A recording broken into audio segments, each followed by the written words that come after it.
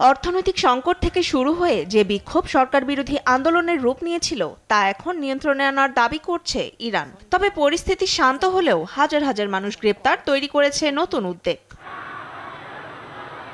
ইরানের রাষ্ট্রীয় সংবাদ মাধ্যম জানায়, চলতি বছরের শুরুর দিকে দেশ জুড়ে চলা সংঘাতে এ পর্যন্ত দেশটিতে গ্রেপ্তারের সংখ্যা ছাড়িয়েছে ৩,০০০। প্রকাশ্যে পরিস্থিতি শান্ত মনে হলেও জনমনে এ নিয়ে উদ্বেগ এখনো কাটেনি। এর পাশাপাশি ইন্টারনেট ব্ল্যাকআউট টানা ৮ম দিনে গড়িয়েছে। এতে বাড়ছে মানুষের ক্ষোভ ও হতাশাও। অ্যান্টি স্লিপার টেকনোলজি ও সফট টেক্সচারটাই নরম ঘাসের স্পর্শ, সাপোর্ট গ্রাস ম্যাট, নান্দনিকতার ছোঁয়া।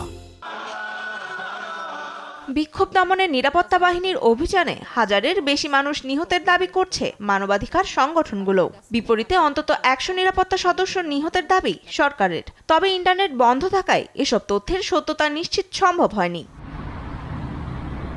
এরই মধ্যে সরকার বিরোধী আন্দোলনে নতুন মাত্রা যোগ করেছে দেশটির নির্বাসিত ষাঁড় ছেলে রেজা পাহলভি। শুক্রবার ওয়াশিংটনে দেয়া এক সংবাদ সম্মেলনে ইরানের আইনশৃঙ্খলা বাহিনীর উপর হামলা চালানোর জন্য আন্তর্জাতিক মহলের প্রতি আহ্বান জানান তিনি। এদিকে বর্তমান ইসলামী শাসন ব্যবস্থা ভেঙে দেওয়ার ইঙ্গিত দেন। সেই সঙ্গে দেশের ক্ষমতা পেলে ইসরায়েলকে স্বীকৃতি দেওয়ার ঘোষণাও দেন পাহলভি।